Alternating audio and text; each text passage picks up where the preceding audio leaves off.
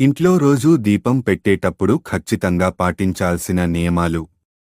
దీపారాధన చేయడానికి ప్రతిరోజూ తలస్నానం చేయక్కర్లేదు. మామూలు స్నానం చేస్తే చాలు. ఎప్పుడు కూడా ఇనుప ప్రమిదలో దీపం పెట్టకూడదు. బంగారం, వెండి లేదంటే మట్టి వాటిలోనైనా దీపం పెట్టొచ్చు. దీపపు ప్రమిదని ఎప్పుడు కూడా నేలమీద పెట్టకూడదు. అప్పుడు దీపాన్ని అగౌరవపరిచినట్లు అవుతుంది.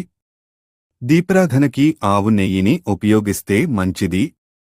లేదంటే నువ్వుల నూనె కూడా వాడొచ్చు. కొబ్బరి నూనెతో అయినా దీపం పెట్టొచ్చు. 2 పూట్ల దీపం పెడితే ఆ ఇంట్లో లక్ష్మీదేవి కొలువై ఉంటుంది. వ్యాపారం అభివృద్ధి చెందుతుంది. దుష్టశక్తులు పోతాయి. నిత్యం దీపారాధన చేస్తే గ్రహదోషాలు పోతాయి. ఇంట్లో శాంతి ఉంటుంది.